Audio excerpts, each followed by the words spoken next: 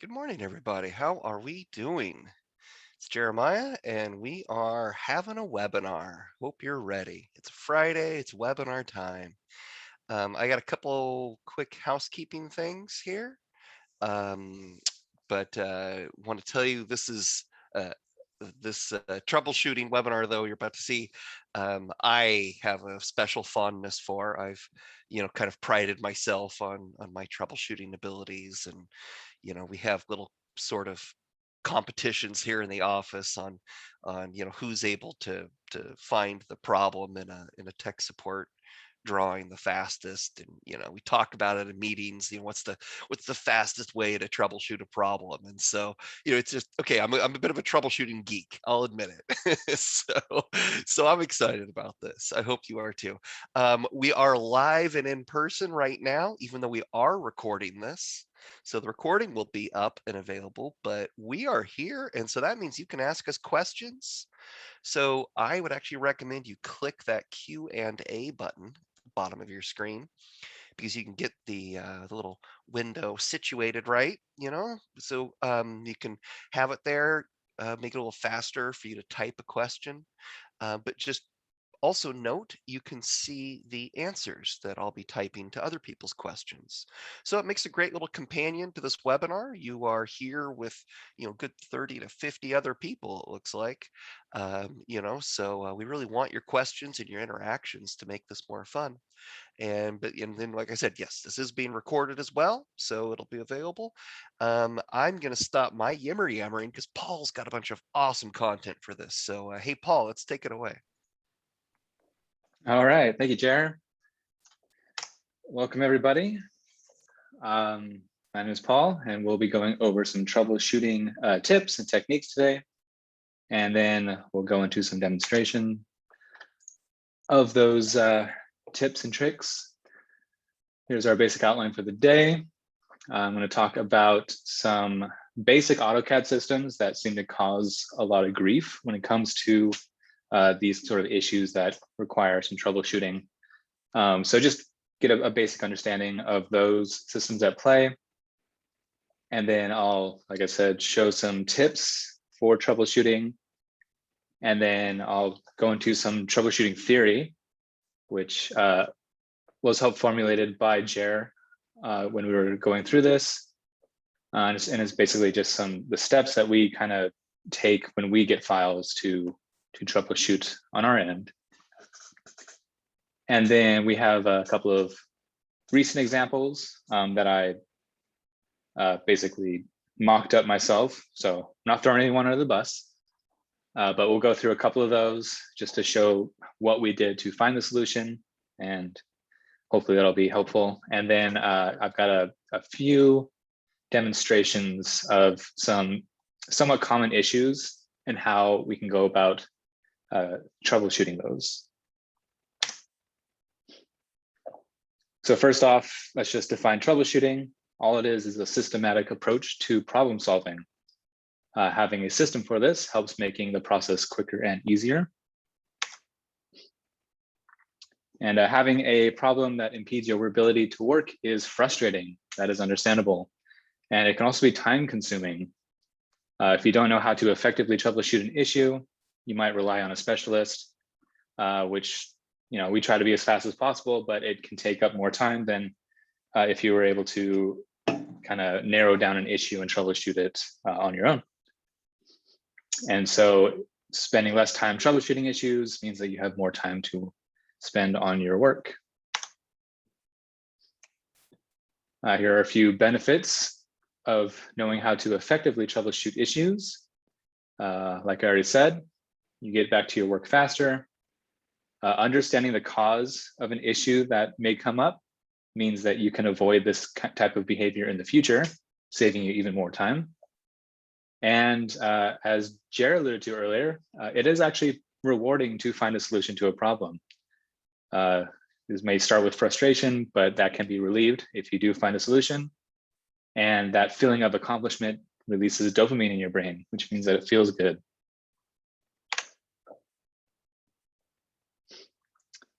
So here we're going to go through just a few systems in AutoCAD.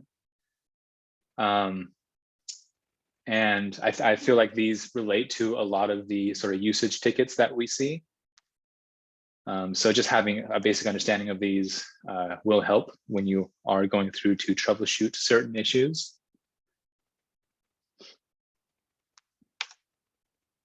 First up, I wanted to talk about AutoCAD blocks.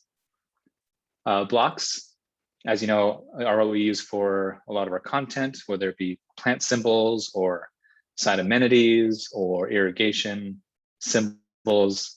All of those are blocks.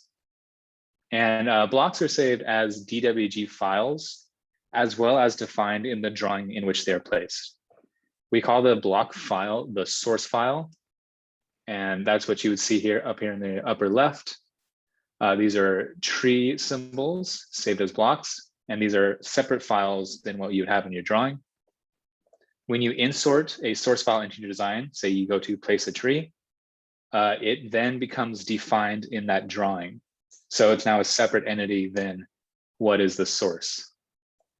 This means that making changes to the source file is not going to automatically update what is defined in the drawing. And if you have a block defined in your drawing and you update the source and then you place or you insert that block again into your drawing, it's still going to use those initial definitions of that block. So for example, if I were to say place this LAFX shrub large 061 into a drawing, you see here that it is defined in the drawing. You can check this by opening up the block definition box here by typing block into the command line and drop this list down, and it shows you all the different blocks that are defined in the drawing. So if I were to place this shrub, and even if I had deleted it from my drawing, it's still defined in the drawing. So if I were to then make changes to the source file and then insert it again into the drawing, it's not going to overwrite what is defined in the drawing. And that's very important to know, as you may want to make changes to a symbol or some item and then go to place it in your drawing, and you see that it doesn't take on the new changes. So you got to basically remove the definition or change the definition so that a new instance can come in using this name.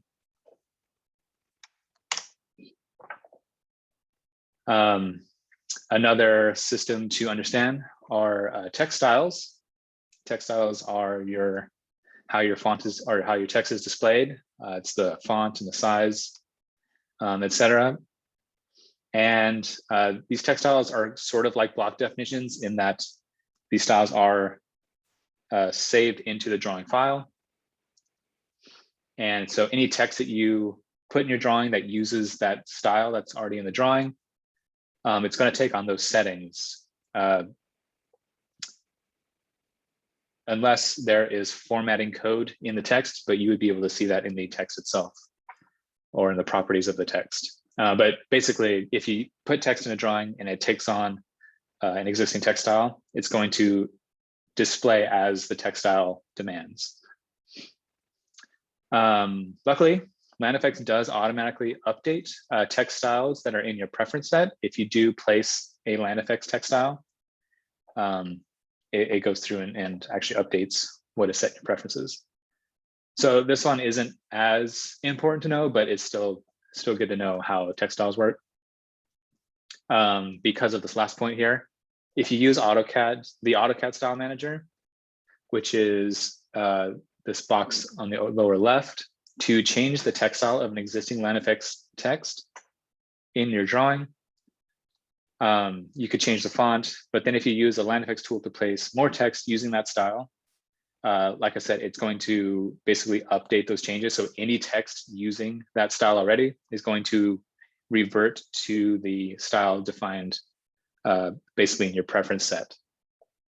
So if you're going to make changes to your text style, you're going to want to do it in your text manager, the LandFX text manager, or in your preference set. Other objects that are defined in your drawing that can cause some grief are dimension styles. And I will go through and demonstrate how you can troubleshoot and fix issues with dim styles. But dimensions are defined by dimension styles called dim styles. These different styles are located in your dim style manager or your dimension style manager. And when you use a LandFX dimensioning tool, it automatically creates an entry for that dimension. As you can see up here, LandFX S20, that means it's a LandFX dimension. It's a site dimension, and then the 20 denotes the scale that was used when it was placed.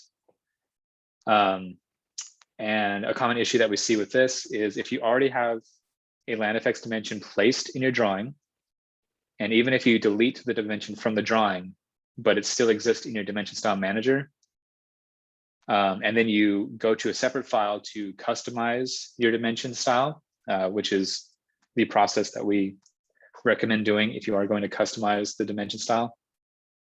And then you go to place that dimension into a drawing where this dim style already exists or is defined. It's not going to take on those new changes.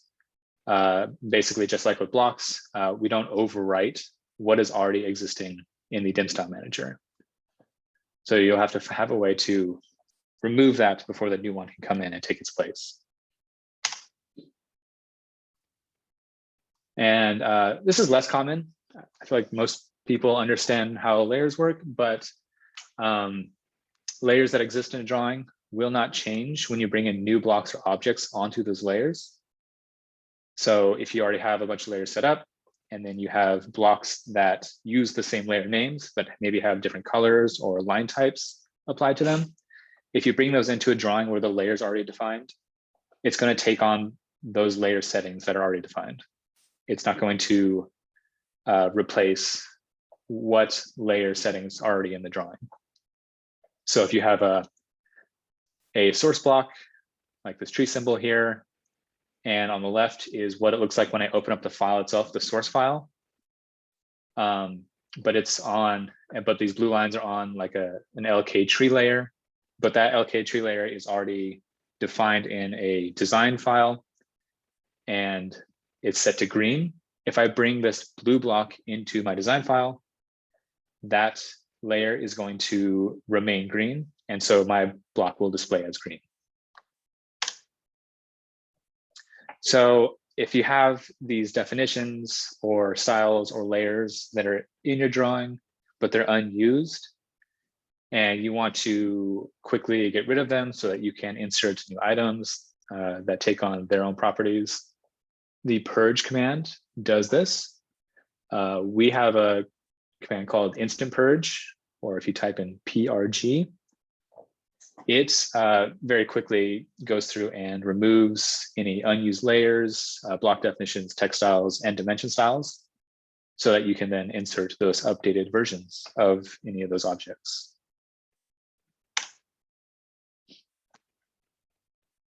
So let's move on to some troubleshooting tips here. First and foremost, always work with clean files. It's super, super important that when you get consultant files or any files that you're going to be using as Xrefs, or if you're any files that you get from an outside source or that was made from a consultant, you want to make sure that you clean them. And this is super important because unclean drawings that contain harmful entities such as proxies or registered applications can harm the integrity of your design files. And this may not be super apparent at first, but you can work for several hours on a drawing, and then these harmful objects can then show themselves and create issues later on down the line. So if these files are left unclean before you use them, and then while you use them, they can degrade your files to the point where they cannot be fixed. That's kind of the worst case scenario. Usually it is fixable, but it's still a real pain to go back and fix this. And it causes time wasted just cleaning the files and getting them ready to work again if there are issues from that. Or worst case scenario, they can't be fixed, and so you may have to start over. And so this big orange box here, a lot of people don't like seeing it. I mean, we don't like seeing it either, but it is a blatant warning sign that you might lose all of your work. And so it's super important to not ignore it and to clean your files. Concerning that big orange box, we have spent a lot of time and energy spreading the word on how to clean Xref files to avoid drawing corruption. And it has really paid off. I think we used to see problems due to drawing corruption, multiple times a day. And it was probably the majority of our usage tickets years ago. But because we've introduced that big orange box and that we spread the word that you can avoid these issues, we probably receive drawing corruption files every couple of days now. So the rate has really gone down, which is great, but we still see it quite a bit, and it's totally avoidable. If you want to learn about drawing cleanup, head over to our website and go to the support dropdown, knowledge base. If you don't know about this already, it's a really good idea to learn about using the knowledge base. And you can then type in some keywords for drawing cleanup. You can just type in drawing cleanup, and it gets all these different hits here for resources on how to clean your drawings effectively.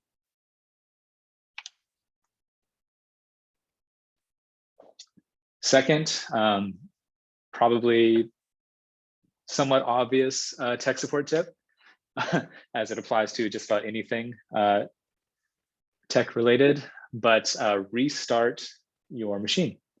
If you have an issue like your system is slowing down, or just something maybe was working fine the night before, but you didn't shut down your computer, you just put it to sleep, and then you come back the next morning and it's acting strange, restarting your computer is a quick way to see if that fixes the problem. Good rule of thumb is to fully shut down your computer at the end of each day. And yeah, putting your computer to sleep is not the same thing. And basically what fully shutting down your computer does is fully closes all applications, and probably more importantly, the background applications going on. And there's a lot of processes that we don't necessarily see up front when you have your computer running. And these start to build up, temp files and starts caching items and starts to eat up your computer's memory. And this can just turn into problems if you don't restart often. So good thing to do if you start experiencing some weirdness in your drawing is to restart it and see if the weirdness continues. Another tip, and this is part of the drawing cleanup process, but it's still useful to use if you do start to experience any issues as you're working on your designs, and that is the Audit Tool. Basically, it just evaluates the integrity of your drawing and corrects errors. So you should keep this in mind, that if anything kind of strange happens, restarting your computer is good, working with clean files, but then if something does come up later, run an audit and just see if that goes through and fixes whatever issue you might be having.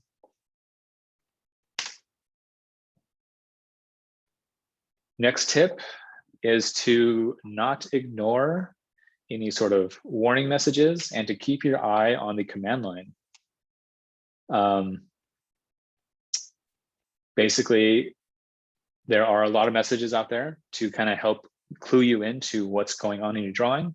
Even if there's no error, the command line is prompting you with options of things to do. But if something does go wrong, maybe you use a tool and it just doesn't work, or it seems like nothing happens, check the command line. And if you don't see anything, press F2 on your keyboard, and that'll actually bring up this window here. And that'll be you can scroll through it and it's the full history of the commands used during this session.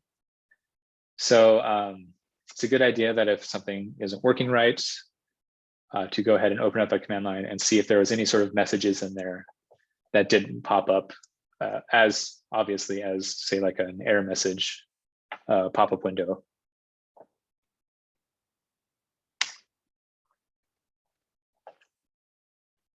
And the next tip is search for a solution. I already kind of went through this for drawing cleanup, but same process. We do our best to document every support issue that we come across, or every new support issue, and every solution for those issues. We have a lot in our documentation, or in our knowledge base articles. So it's always a good idea that if you get an error message or if something's not acting right, to just go ahead and search for it in the knowledge base. And more likely than not, you'll find some sort of solution for that problem. And yeah, if you get an error message, go ahead and just type, the keywords of that error into that search bar, and it should come up if we've seen it before. And this is a tip, or at least this is one that I use. I don't quite know if the other tech guys here use it as much, but when I'm going through and troubleshooting a drawing file that I know that there's an issue that is specific to a certain file, I like to go in and trash it. I delete things, I'm changing stuff in the project data, trying to dig through it and figure out what's going on. And if this was a file that I cared about, I would not want to be doing such actions in that file. So creating a copy of that file would be a good idea, so that you can then go through and delete items and move things around and really narrow down an issue without worrying about, removing all the hours of work that you put into it. The tech support tool, which is the command tech support, or this button in the drop-down help menu, what it does is it wraps up your drawing files, your preference set, your project data, and any Xrefs associated with that drawing into a neat little zip file and places it on your desktop. And this is a great way to very quickly make a copy of all those files that you could then open up and do your testing in that file. And then once you figure out what's going on in that file, then you can apply just those changes to your actual design file and not lose any progress on that file.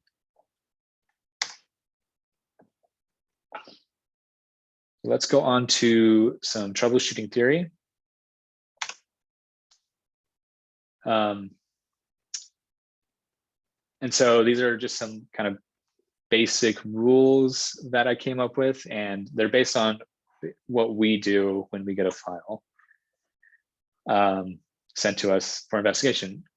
And number one, while the issue might be described to us, it's always good to see what is actually going on. So the first thing we do is observe the issue. We'll open up a file and take these steps, which are hopefully included in the ticket, to replicate the issue. And we'll either make a mental note or a physical note of what is happening, and also keep an eye out for any clues to point out what's going on. These could be error messages, or they could be messages in the command line. So observe the problem, try to get an understanding of what's going on. And then we go and try to replicate the problem in similar areas. And what this does is it spreads out the range of where and what is affected. So we know where to start focusing in on once we know how far out the issue goes. And so this leads to us narrowing down the issue. once we've narrowed down the affected area, we can then focus on a specific area and find the cause. Then we make adjustments, whatever adjustments are necessary to the problem, and test to see if the issue persists after we make those adjustments. And once the adjustment is made and either the error message goes away or the issue goes away, we know we have a solution that can then be applied to the user's file. So probably the most important step there was narrowing down the issue. And this is because there are a lot of factors and systems at play when you're working in AutoCAD, and even more with land effects because of the the extra data that goes behind everything. And because there's a lot of things going on, it can feel very overwhelming at times. So step one or step two after you observe the issue is to try to focus in on what is actually happening. And that means removing all the other factors that aren't part of the problem. And like I said before, to narrow down the issue, try replicating it in other similar places to see how far the issue goes. And I've been calling this widening the net. And what that means is just create or place similar items to the problematic item to see if they are also experiencing the issue. In my quick example here, if a ground cover hatch isn't placing in your drawing, I would probably first try to see if it's a hatch pattern problem or what. And so I would start there, and I would maybe just switch the hatch pattern for that plant and place that. If that does place, then I've already figured out that the issue is most likely the hatch pattern that I was using. And if I were to do that, I would use a default hatch pattern, because the first hatch pattern might be a custom hatch pattern, which maybe it just wasn't set up correctly. So using a default setting is a good way to test whether or not something is working. If the second hatch pattern or third hatch pattern that I place are not placing as well, I would probably move on to create a different ground cover. So now moving on to the information behind the ground cover. And I would just set this up as simple as possible. I wouldn't go through and assign remarks and a cost and different plant sizes and spacing, because that's just adding layers of complexity to the issue. I want to start with a very simple, I guess, try to replicate with very simple objects in play, and then see if that works. And if that does work, then I know it has to be something to do with the information in that first plant. And then I can go through and systematically add in each bit of information one at a time, and trying to place the hatch in between each time I place that new information in, until I find the one item that does cause the issue.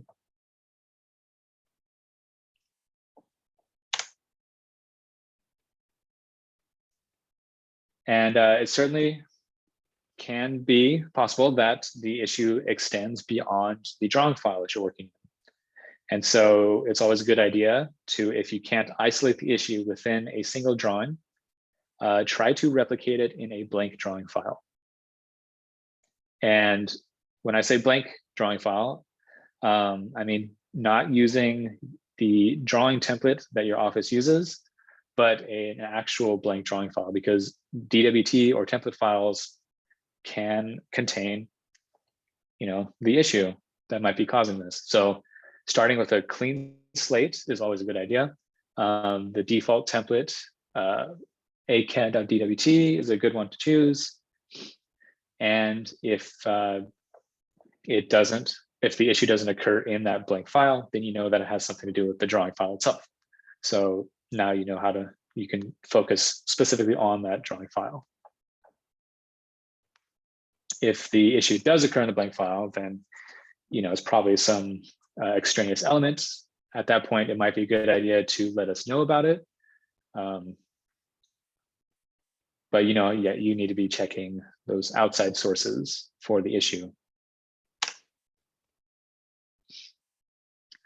And when narrowing down items while you're troubleshooting, we do have some tools that are super helpful. I use these a lot when I am going through users' files and trying to figure out what's going on. If there's an issue with plants or like RefNote objects, the highlight plant and highlight object is a good way to find all of the instances of a single plant or multiple plants in a drawing. So if part of the problem is just trying to locate, an extra tree and we don't know where it is, using highlight plant is a good way to find it. Edit plant or edit object is a good way to click on an object in your drawing and see what the land effects data behind it is. So it's a good way of recognizing what an object is in your drawing.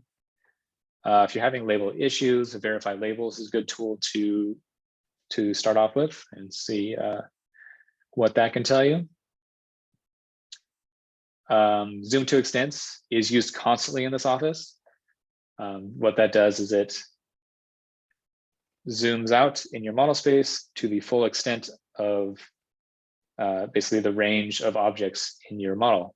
So you might have 5 extra plants in your schedule and you don't know where they are because you don't see them in your plan, and you use highlight and you see that only 5 are highlighted in the plan, but maybe at the bottom it says that there's 10 highlighted. You can zoom to extents, and most likely somewhere out in space, in your model space, there are 5 extra plants placed.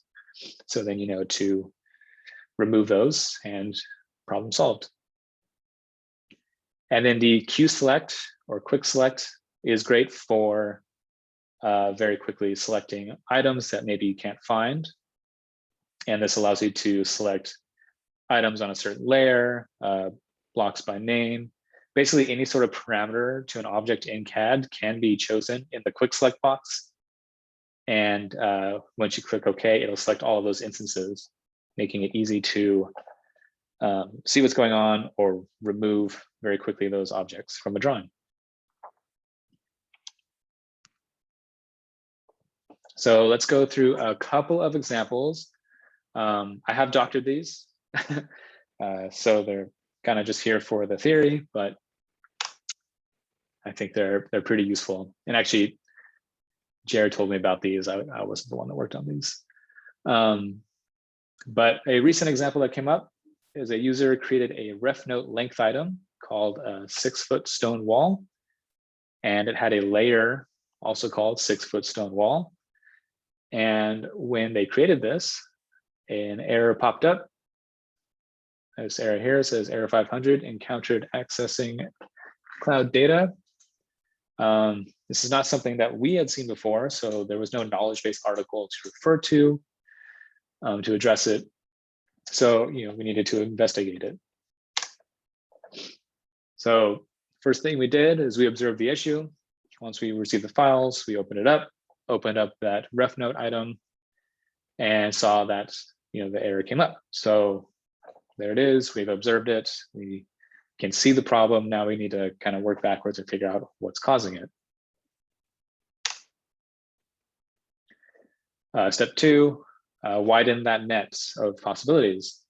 So we know that this one RefNote has an issue, but does the issue apply to all RefNotes or any other RefNotes? What about this issue is causing the problem? So, that first widening step, we created a simple RefNote length item, again, using very simple basic settings. We just gave it a note or the name of it, which was test. And then we gave it a layer name, which we might have also called test. And we clicked OK. And we did not receive an error message. So this one works, but the other one doesn't work. So now the job becomes narrowing down the issue and using the process of elimination by comparing the two items together. One works and one doesn't. So what is that outlying factor that has caused the problem?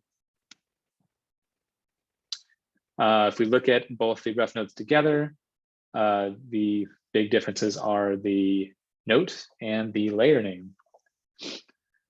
We then added the same information of a problematic ref note to the working ref note little by little. So we may have started with adding 6-foot stone wall to the note area, and then clicked OK and saw that that works.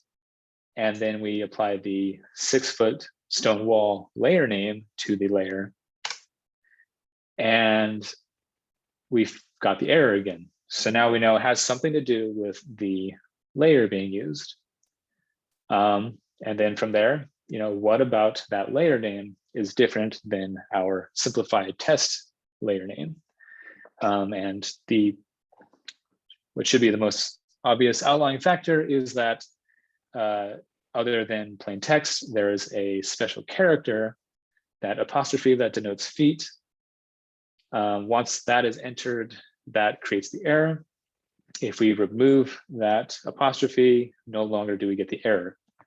So sort of widening out the range of possibilities and then narrowing it down from there until we get to the very specific issue. We were able to find the problem. And it was good that this was brought up because this actually happened to be a bug. And this will actually be fixed, I believe, with today's update. So how about that? Another recent example, a user let us know that they weren't able to place plant labels into work areas. So here's a work area that no labels can be placed into.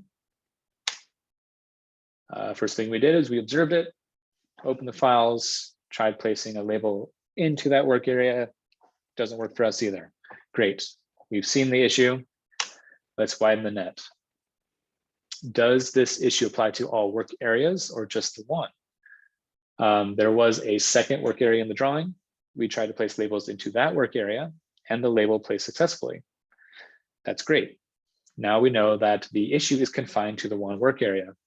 So just like with the ref note, we now have to then kind of work backwards and investigate that one area, excluding everything else going on until we figure out what's happening to cause this issue. What makes this work area different from one that works? And since we were able to focus on the one work area as the source of the problem, we were able to find a very subtle difference between it and the one that was working. And the issue was just a single space placed into the scale there. This is something that, especially if you're zoomed out a little bit, is very hard to see. So if we had not narrowed down the issue to that, it would have been really, really difficult to just kind of observe what was happening. But because we were able to narrow down that issue so far, we were able to spot that there was just a single space there. Once we removed the space, issue went away. A backup plan to this, since we know that the work area was the cause of the issue, we probably could have just deleted the work area and replaced it, and it would have worked.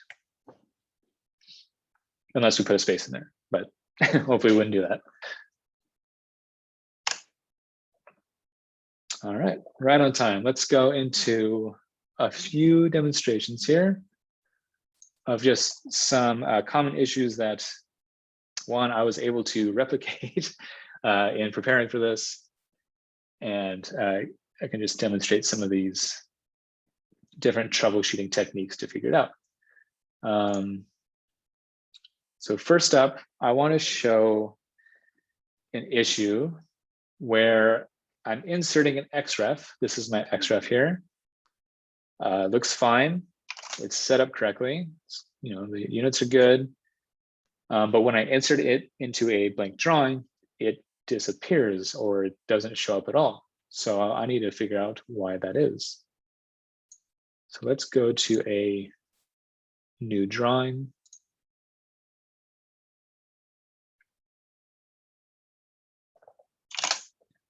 Make sure my units are matching that of the Xref. And then I'm going to use my Xref tool, which is the LandFX fancy Xref tool. And find that file.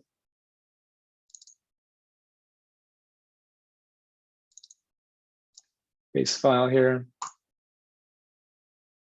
Okay, everything looks good. Click OK, and no Xref. Okay. So when you're having an issue like this, one of the good tip is to use zoom extents to see maybe it's just off to the side somewhere. And to do that, press Z for zoom, press space or enter or right click.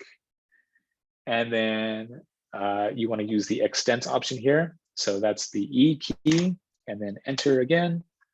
And now to zoom to the extents of my model. And no luck. I still don't see it. I'm pretty sure I placed it in there, but it doesn't show up. So now I need to narrow down what the issue is. When something like this happens, I like to use the Control A key. And what that does is that selects everything in the drawing. And so, oh, looks like it actually worked this time. I don't know if you could see it down at the bottom. But something did select, although that might have just been my, oh, looks like there's something here. If I zoom in real far.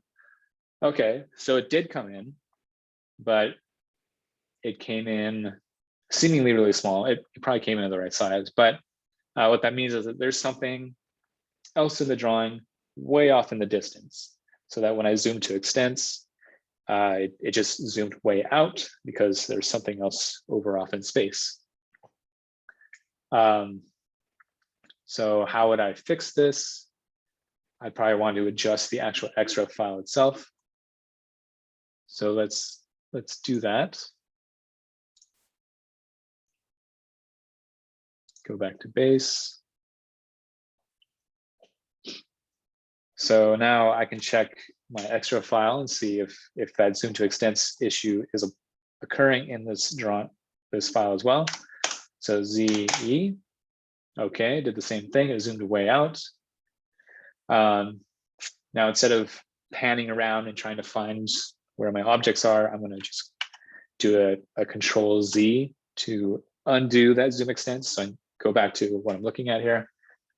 And basically what I want to do is I just want to isolate these objects and remove anything that might be off in space. And there are a couple ways to do that. Oh. My pan doesn't seem to be functioning too well right now, but I can do one of two things. The first one, you can do a Control A, which selects everything in the drawing. And then I can hold Shift down. And you want to use the blue selection window, meaning that you're selecting from left to right. That way it just deselects these objects. If you use the green one, whatever objects are out in space might actually be connected or associated with something in here. And so it might actually deselect that as well. So I want to make sure I'm just deselecting what's here. Since I did a select all before that, those objects off in space that I can't see should still be selected. And then I just hit the delete key. And I'm looking down at my command line, it says erase one found. So there was some object out there that I deleted. And I'm good to go. But probably the better way to do this, and this is part of the cleaning steps,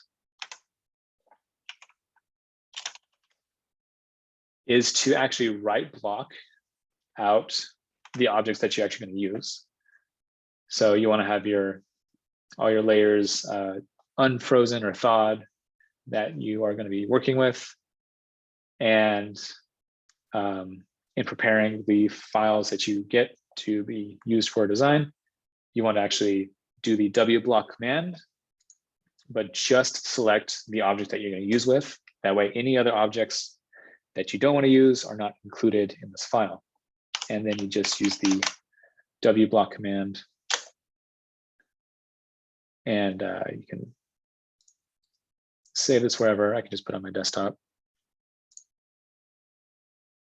Okay, so now in theory, I have just exported out the objects that I'm working with, and it has excluded anything else that I don't want to be working with. So now I can basically just test this real quick by going back to my blank file, typing in Xref, and locating that file that I just made. I didn't set my units, but because I use Xref, it lets me know about that, and I can make a change on the fly. Click OK. Zoom to extents again, and there it is.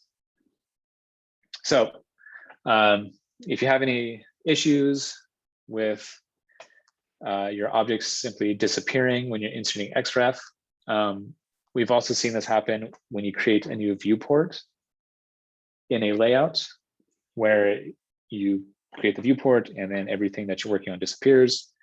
Using zoom extents in combination with removing any of those extraneous objects that are really far away is a good way to go about fixing that issue.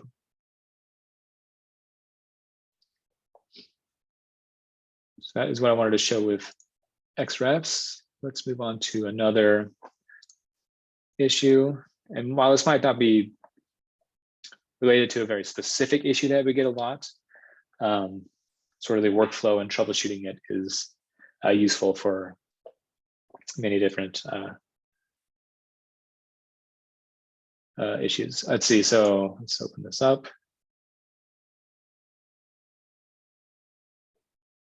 Okay, so my scenario here, wish my pen was working. Actually, I have another mouse. One second, grab a better mouse. Okay.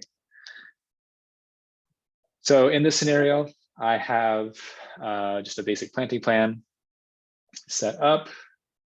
I have a tree in my plant manager, Lagerostromeria, and I've placed it before as this symbol, but I want it to reflect the symbol that I had just updated or created. So what I've done is I've gone and created a custom block that I want to use for that plant. And I saved it into my planting blocks folder. Let's open that up, see what it looks like. So this is my custom tree block. And I now want to use it for that plant. So I've looked at the block itself and it looks good. I go to my data, the symbol looks good. So I've selected it from my plant symbol list. But when I go to place it, it comes in looking like that. Okay. That's not what I want it to look like. So what do I do from here? I should probably sort of widen out the nets, as I said before, and figure out where exactly the issue is. Is it an issue with the source block? Is it an issue with the plant itself? Is it a block definition issue? Is it a layer definition issue? It could be a few things. So let's figure out what's going on. I'm going to go back to here. Okay. So it looks like I'm choosing the right block in this drawing, but I'm placing it and it looks like this. And to help narrow down this issue, I'm actually going to try to replicate this in a new drawing to see if this is something happening in this drawing specifically, or if it's something that happens in all drawings. If it's in all the drawings, then it's probably an issue with how the block is set up. if it's just in that drawing, it's probably with how it's defined in that drawing. So let me actually go and open up an actual blank drawing, going to new, choosing my acad.dwt. That way I know I'm opening up a properly blank and clean file. And maybe I'll just add a single plant. I don't have a project set. And I could use that same project, but maybe you want to create like a test project to know that you're really starting with blank settings. So let's say this is a blank project. I'm going to now choose that same block for this plant. It's my new block here. It's a great name for it. Click OK. And place it in my drawing. Okay, so I know that the block is set up correctly and that the systems outside of my design file are properly set up. So now I need to focus in on this drawing and figure out why this tree looks incorrect. So probably the block is defined in the drawing that way. I could block edit this. That's the BE command. See that it is called the new block. So there's the issue. The issue is that it's defined in this drawing already. It's just not using those new settings. So what I want to do is remove that block definition so the new one can come in. And there are a few ways you can actually go about doing this. One could be to delete all of the tree symbols that are using that and running that purge command. But, oh, it still comes in funny. So let's try that again, delete, purge. Now I'm going to open up my block list. That's just command block, or I guess I could have done the B edit as well. Basically, I just want to get to a place where I can view all the different blocks that are defined in the drawing. And it looks like even though I deleted the one that are what I thought was all the blocks in the drawing using that definition, it is still defined in the drawing. So something is still holding on to that block definition. So I want to figure out what that is. And a good way to do that is to use the highlight tool. And even though I don't see anything highlighted, even if I zoom out, the command line did tell me that one of those trees was highlighted, or that there's one on the drawing. So at this point, I could zoom to extents and see if it's maybe out in the distance, which I mean, I know it is because I put it there, but maybe I didn't know that. Maybe the tree is hiding under a hatch or something. You know, sometimes AutoCAD can be funny and you can lose sight of a block. So I want to just remove that tree from my drawing completely so that I can then update the symbol and replace it. So one handy thing you can do with the highlight tool is after you highlight it, press the S key to select current set. And that selects anything that was highlighted, and then hit delete.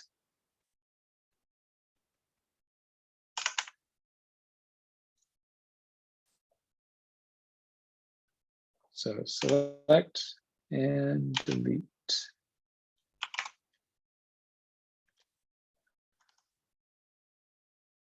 Did it work? Huh, it actually didn't delete it. I wonder if it's just so far away that it just won't delete it.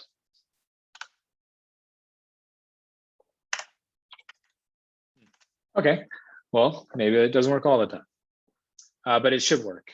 I wonder if maybe it's just because it's placed so far away. Okay, so we need to find another way to find that block and remove it. We can also use the quick select command. I think you could also type in QS or QQ should work for that. QS actually might bring up quick save, so make sure you're using the right tool, but it's the quick select tool here. And I can actually change these parameters so that it selects that one block. So let's do block reference as the object type. Make sure you apply it to the entire drawing. And then what about the block reference do I want to select? I want to select the name or choose the name of which one to select. We've operated a equals and changed the value to new block. This is basically just the list of the block names. So if I do that, okay, one item selected. Now I should be able to hit delete and it will have erased that outlying tree block. And the command actually did say erased one found this time, so it should be gone. Now that there's nothing holding on to that block definition, I should be able to run the purge command and remove that definition from the drawing. To double check this, I want to open up my block list here and just make sure that it's actually not showing up in this block list anymore. So it's not there.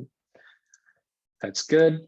That means that I can now place this in my drawing and it comes in looking correct. The layer color is different because, as I said before, if you have those layers already defined in your drawing, it's going to take on those layer settings. But it worked. So let's see if there's something else I wanted to show with this. If you're not sure what the block name is, you can always select it and open up your properties and see what's going on here. So the name of that block is new block, just in case you're having trouble figuring out what the block definition name is.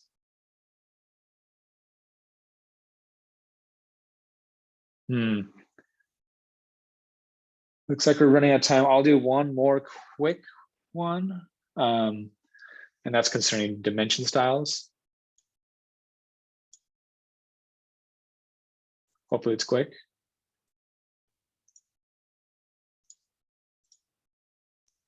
So in this scenario, I have I have a site plan and I've gone through and I've maybe placed some dimensions into it.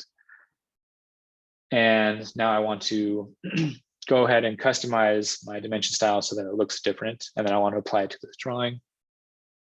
So as per the documentation steps, I went into a new drawing. I used the preference set that I use for these projects. And I've placed a dimension, and then I've changed the dim style in the dim style manager, and then I've saved it into my preference set under site feet. So this is what the different system variables are that make up that dimension style. I can click on preview to see that I did in fact save. Okay. And now I need to place those into this drawing. I will go to my FX site dimension tool and place, and it did not take on those new styles. Okay. So let's figure out what the issue is. I'm going to open up my dim style manager. And since I already know that this dimension style was already defined in the drawing, I know that I need to get rid of it. So one way you can get rid of it is to delete these objects and purge. Unfortunately, if you do that, the dim style is set to current, and anything that is set to current will not be purged out. So another way to get that custom dim style to come into your drawing, because LandFX will not overwrite anything that's already defined in the drawing, you can change the name of this or you can, change standard to current and then delete all your dimensions and then delete the dim style. But the easiest solution is to just change this to some other name. It just has to be any other name than what it was before. That way, when you use your dimension from the preference set, it's actually going to create a new dimension style based on what is saved in there. So I actually did skip a few steps I was going to show for troubleshooting this, but if you have that specific issue, that's probably what the issue is. More often than not, that's what the problem is. And then if you want to apply these dimension settings to anything that's already placed in your drawing, you should be able to use match properties or MA command and select the source as the newly placed one that is showing properly, and then click on any of these existing dimensions to apply those properties to the old dimensions. And then if I then run purge, it should remove any of those unused dimension styles. So that old dimension style, since it's not being used by anything, I was able to purge that out. So it's no longer in the way. Wow, it's actually past 11. If there's any questions, I can address those now. Yeah, we did. Well, one quick one for sure is a couple people mentioned they had the same problem you had with the pan not working, and so we're just curious. Yeah, I'm curious too. Was it an errant mouse or Yeah, what is that? it's my mouse. I did something kind of stupid, but it was like a squeaky wheel, and I put a little bit of DW40 in there, and ever since then, clicking down on the wheel doesn't work so well. So it's definitely my mouse. I luckily I had a second mouse on hand. There you go. And that was what I said. The first and the easiest thing, my long history of doing computer service and repair, I have this sort of quick mental calculation. What's the cheapest, quickest way to troubleshoot a problem? And whenever anyone says I have a problem with a mouse, I'm like, get a new mouse for $25 and try that. It's going to be cheaper than 1 hour of my time. And so always just try a different mouse. Some really good feedback from people on this, and Jeff saying we should have another webinar on troubleshooting, or maybe one every few months, because this is so great. Nice. And one last comment I just want to have is, so many good questions, and I'm going to be honest, I didn't know the answer to most questions asked, but you know what? But you know what I did? I literally just Googled the person's question. And even if it's land effect specific, so like if you Google land effects UCS, boom, you're going to find our documentation on our UCS issues. I mean, without fail. And it's probably a little bit of a secret within our company, but I'll go ahead and mention it. Would you know how many of our tech support issues are solved by us literally Googling the question the person asks us? So there is something to be said about maybe go ahead and Googling it yourself. But just the good news is, regardless, I mean, we're happy to we love an easy tech support ticket. So I'm not saying we want only difficult ones, but just saying that there is such a wealth of information out there, that it's definitely should always be a pretty standard step. But yeah, I think it is time to call it. And have a great weekend. Have a safe weekend, and we'll see you guys next time. All right, thanks, Sharon. And thanks everybody for attending, and have a good weekend.